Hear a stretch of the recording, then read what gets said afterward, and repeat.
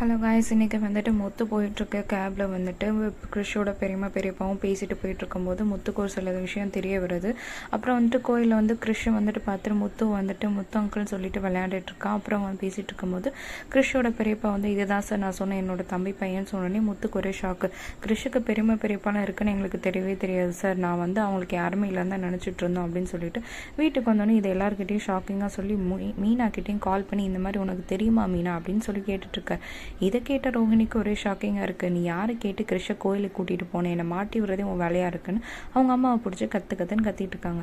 இங்கே பாரு, எல்லாரையும் வந்துட்டு மன்னிச்சு ஏற்றுக்கணும் அப்படின்னு சொல்லி அவங்க அம்மா எவ்வளோ சொன்னாலும் கேட்கல. இதே டைமில் கிறிஷோட அப்பாவுக்கு திதி கொடுக்குற மாதிரி இருக்குன்னு ரோஹிணி வந்து கூப்பிட்றாங்க. ரோஹிணியுமே வேண்டா வெறுப்பாக தான் கோயிலுக்கு போகிறாங்க. கோயிலுக்கு போய் பார்க்கும்போது அவங்க அம்மா இது என் பொண்ணு கல்யாணி, இது என்னோட பேரன் கிறிஷ்ன்னு சொல்லும்போது இது எல்லாத்தையுமே வந்து கோயிலுக்கு வந்திருந்த அண்ணாமலை குடும்பத்தில் பார்த்துட்டாங்க. அவங்க வந்துட்டு தண்ணி எடுக்கணும்னு சொன்னோடனே மீனா போய் தண்ணி எடுக்கும்போது இதெல்லாம் பார்த்துடுறாங்க. இதெல்லாம் பார்த்தோன்னே ரோஹிணிக்கு ஒரே ஷாக்கிங்காக இருக்குது.